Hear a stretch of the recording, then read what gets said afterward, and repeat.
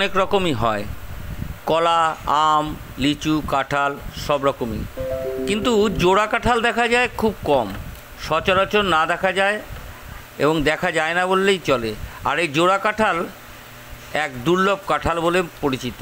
এই কাঁঠালের একটি ঘটনাও শোনাবো আপনাদের।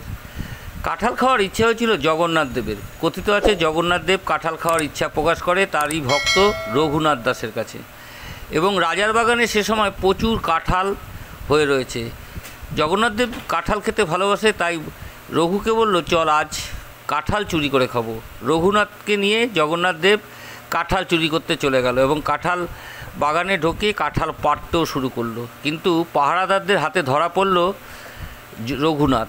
রাজামশাইয়ের কাছে নিয়ে যাওয়ার পরে রাজামশাইকে এই কাঁঠাল চুরির গল্প শোনালো, যে প্রভু জগন্নাথ দেব এই কাঁঠাল খাওয়ার জন্যই আমাকে নিয়ে এসেছিল এই কাঁঠাল বাগানে।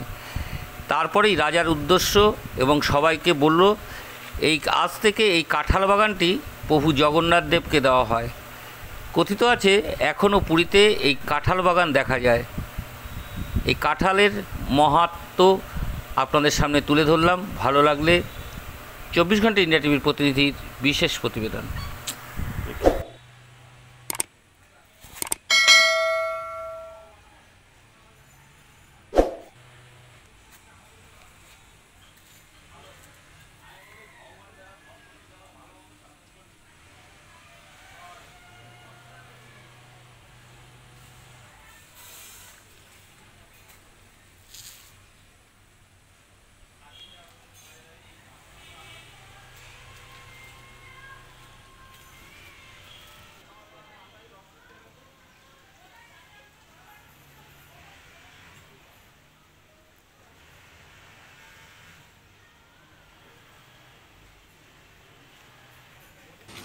আপনারা দেখছেন 24 ঘন্টা ইন্ডিয়া টিভি, সর্বদা সবার পাশে, সবার মাঝে।